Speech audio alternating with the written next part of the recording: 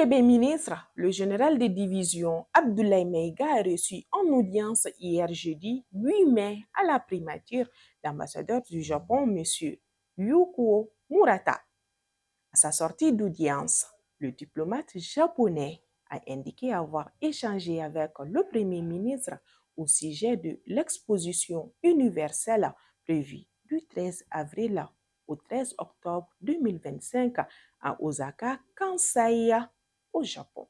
Le conseiller technique du ministre chargé de la sécurité, le colonel Sidiki Togo, a présidé hier au Centre de coordination et de gestion des crises une réunion des représentants du comité interministériel de gestion des crises.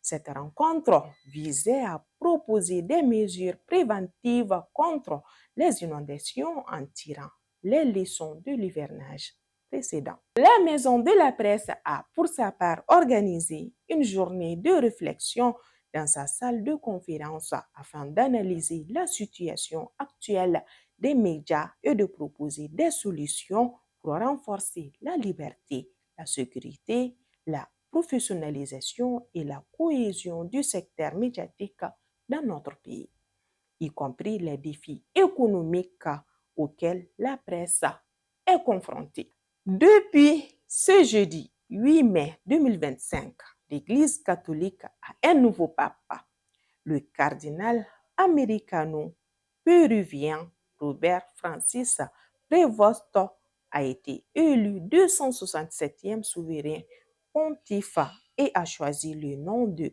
Léon XIV pour son pontificat. Âgé de 69 ans, il devient le premier citoyen d'origine américaine à accéder à cette haute fonction dans l'histoire de l'Église. Les corps des 7 pèlerins maliens décédés le 11 août 1974 au Burkina Faso dans le crash d'un avion d'Air Mali alors qu'ils rentraient au pays après le pèlerinage de la Oumra en Arabie Saoudite reposent désormais au cimetière de Hamdallah à Bamako. Une cérémonie d'hommage à leur mémoire a été organisée jeudi au mémorial Modibo Keïta par les anciens travailleurs d'Air Mali et les familles endeuillées. Enfin, Afrobasket masculin 2025 débute aujourd'hui même à l'Ouganda, en Angola. La compétition se déroulera du 12 au 24 août et réunira 11 nations, dont le Mali. C'est la 4e fois que l'Angola accueille ce tournoi désormais quadriennal. Il se tenait tous les 2 ans.